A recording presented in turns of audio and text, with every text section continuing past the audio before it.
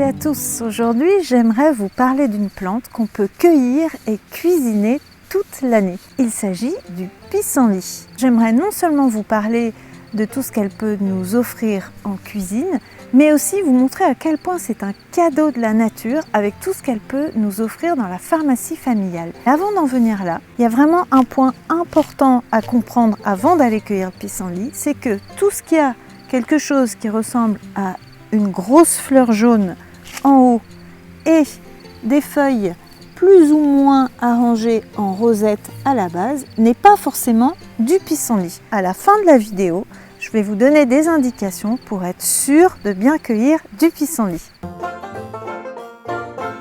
Donc je reviens sur ses utilisations en cuisine toute l'année. Alors au printemps, c'est là où on la connaît, on va aller cueillir les jeunes feuilles qu'on va pouvoir manger crues, très souvent dans une salade ou en pesto. Juste après, on va avoir les boutons floraux qu'on va pouvoir utiliser, par exemple en faisant des câpres, en les conservant dans du vinaigre. Juste après, ces boutons éclosent et on a les fleurs. Il y a une utilisation qui est assez connue, c'est la confiture qu'on appelle aussi cramaillotte, mais on peut aussi en faire un apéritif et on peut aussi les utiliser dans toutes sortes de gâteaux auxquels ça va apporter une saveur de miel. Alors il y a aussi ces fameuses feuilles qu'on va utiliser non seulement au printemps toutes tendres, mais aussi le reste de l'année. Alors c'est sûr qu'à ce moment-là, elles vont développer un peu d'amertume en les faisant cuire à 1 ou 2 eaux et ensuite en les utilisant par exemple dans des poêlés avec des spaghettis.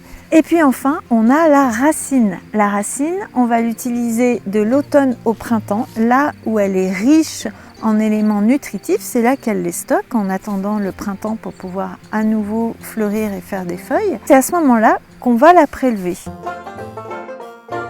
Alors on va pouvoir l'utiliser crue, on va pouvoir l'utiliser cuite, par exemple en purée, ou on va pouvoir aussi la faire sécher, torréfier et puis la moudre et l'utiliser pour faire des boissons qui vont avoir une saveur maltée.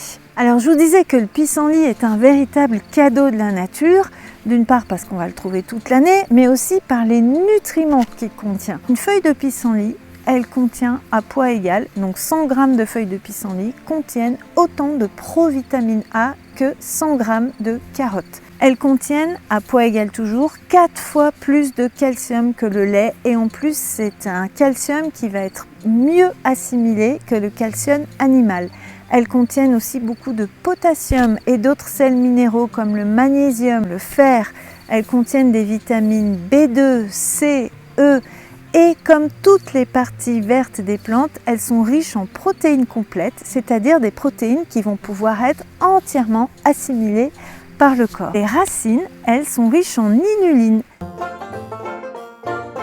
C'est un sucre de type fructose et ce qui est vraiment intéressant avec l'inuline, c'est que c'est un sucre qui n'augmente pas la glycémie. Pour les personnes qui ont du diabète, ça va être intéressant d'intégrer des racines de pissenlit à la cuisine. D'autre part, l'inuline a une véritable action de prébiotique, donc c'est quelque chose qui va aider à la digestion ou à régénérer les fonctions digestives. Alors, le pissenlit est utilisé depuis longtemps en pharmacie familiale et c'est surtout pour ses propriétés dépuratives et détoxifiantes du corps. Alors on lui connaît ses propriétés diurétiques, d'où son nom, c'est particulièrement les feuilles qui ont ces propriétés-là. Alors ce qui est intéressant, c'est que comme elles sont riches en potassium par ailleurs, l'action diurétique ne va pas créer de carence en sels minéraux. Alors c'est une plante qui va aussi agir sur les fonctions rénales et hépatobiliaires et qui va aider un grand nettoyage et un grand décrassage du corps où on va arriver à enlever beaucoup de toxines accumulées, y compris les toxines de la pollution ou suite à une maladie. Et puis enfin, grâce à son action sur la sphère hépatobiliaire, c'est aussi une plante qui va aider à rétablir une bonne digestion. Si on veut se faire une détox un petit peu plus poussée au printemps, on peut chaque matin manger un bouton floral. Alors je vous disais qu'avant d'aller cueillir du pissenlit, il faut être sûr de son identification. Première chose, on va avoir les feuilles en rosette qui partent toutes du même point. Ces feuilles, elles ont des dents. Les dents doivent être pointues et elles sont toutes orientées vers le centre de la rosette. Elles ont soit pas de poils, soit elles sont légèrement poilues, mais en aucun cas elles ont plein de poils ou on sent les poils quand on les touche. Si c'est le cas, c'est pas du pissenlit.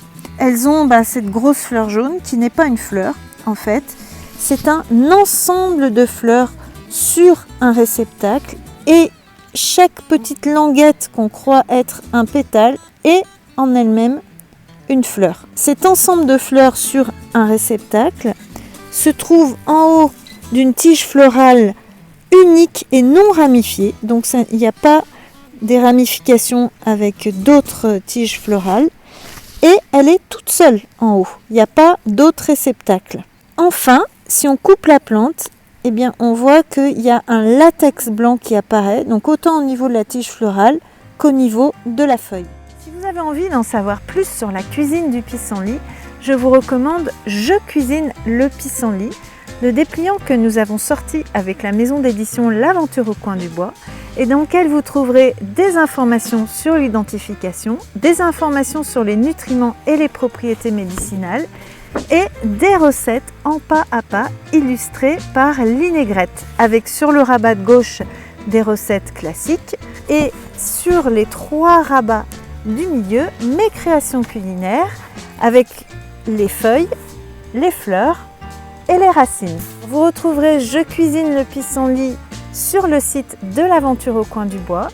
Et puis si vous avez aimé la vidéo, pensez à mettre un pouce bleu, à laisser un commentaire, à vous abonner à la chaîne. Et si vous voulez en savoir plus sur les plantes, vous pouvez aller faire un tour sur mon blog. Tous les liens sont en description.